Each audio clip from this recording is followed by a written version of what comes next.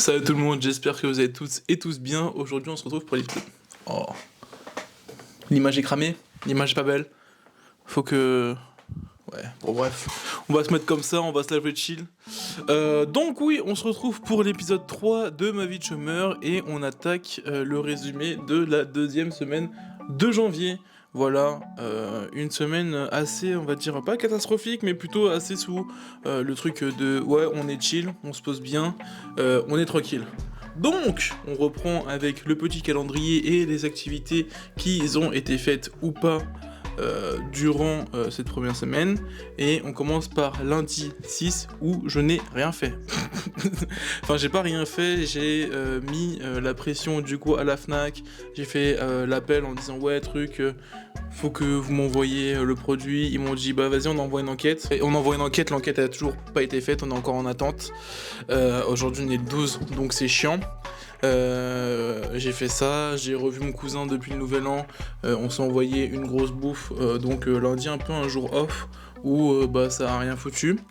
Le lendemain, je me suis entraîné pour le 10 km avec un de mes potes, s'appelle Anto, qui devait courir avec moi. Autant dire que je pense que ça va être ultra compliqué. Pourquoi ? Parce que, en gros, j'ai un problème au mollet, aux deux mollets. Et dans l'idée, c'est quoi ? C'est que à partir de genre, on va dire 10-15 minutes de course, j'ai les mollets qui me font atrocement mal. Genre, c'est comme s'ils étaient ultra concentré et compacté et que j'étais en mode full crampe tout le temps et bah du coup je pouvais plus courir. Et le truc c'est quoi, c'est que quand je faisais des entraînements avant, je faisais du coup ce premier kilomètre, douleur, je m'arrête, je me repose, je recours, truc. Sauf que pour faire 10 km d'affilée, ça va pas pouvoir le faire. Je sais pas c'est dû à quoi, mais je suppose fortement que c'est genre en mode... vu que pendant, genre on va dire 2 ans et demi, 1 an et demi, 2 ans et demi, je me suis juste envoyé à la salle pour faire les pecs et le dos. Bah du coup j'ai pris du poids en haut et je me suis pas entraîné assez les jambes, donc ça crée un déséquilibre. Et le fait que je sois plus lourd en haut que en bas et que je pas adapté, je me répète. Je me répète, mais du coup vous avez compris l'idée, qu'en gros bah du coup mes mollets ne sont pas assez musclés pour pouvoir enchaîner. Donc mardi s'est passé ça, mais grosse journée quand même, ça fait plaisir de revoir mon Srab, mon Koukinou avec moi, on a passé une bête de journée tout de même. Du coup mercredi je suis allé à la salle pour repartir de plus belle. Mercredi salle, donc un petit journée du coup push pour les pecs triceps. Ça s'est bien passé. Et mercredi soir j'ai eu une soirée entre potes. On a fini à 4h du matin. Ça s'est ultra bien passé, ça avait trop plaisir de revoir les gens. On a fait la galette. J'ai eu la fève, donc je suis le roi. Voilà, donc mercredi c'est passé ça. Jeudi du coup grosse journée de sommeil à rien faire parce que bah pour récupérer la veille. Vendredi, piscine, c'est ça ? Ouais, vendredi, piscine. Si, c'est passé ça, vendredi, piscine. Et samedi, du coup, j'avais le concert de Caris, auquel je suis allé. Et après, bah, juste avant, je suis allé à la salle. Et du coup, voilà, petit récap de la journée. Et du coup, aujourd'hui, vu que concert de Caris, gros sommeil. Bah du coup j'ai rien fait aujourd'hui, voilà. Donc aujourd'hui si je récapitule, j'ai 1, 2, 3, 4 jours de sport, dont une course, 2 salles et une piscine. Et c'est très bien, mais je sens que ça ralentit un peu comparé à la première semaine de janvier. Enfin plutôt pas ça ralentit mais ça se régularise. C'est-à-dire que bah en gros je m'efforçais de bouger un minimum tous les jours sur la première semaine, je me suis plus calmé par peur, bah du coup parce que j'ai la flemme, déjà de 1, et de 2 parce que ça risque de me dégoûter, je me connaissant, tout ça de trucs. Donc là je fais mes obligations, je me régule et puis voilà. Donc voilà pour le récap sportif de la semaine. Ça c'est cool et j'ai envie de parler du concert de Caris. Dans le concert de Caris. Donc concert pour les 10 ans d'Or Noir, l'album qui est sorti du coup bah, il y a 10 ans en 2015 et qui a fait un raz-de-marée dans la trappe en France notamment. Or Noir 1 et 2 qui avaient que des masterclass, que des trucs de ouf. Je suis allé au concert, on m'a invité, je vais aller l'année dernière mais il y a un problème de billets, bref. Donc on y allait hier soir, du coup le samedi 11, et franchement, quel plaisir. En vrai déjà, c'était fou. J'ai cependant 2-3 trucs on va commencer par les critiques et après on parlera de ce qui a été bien.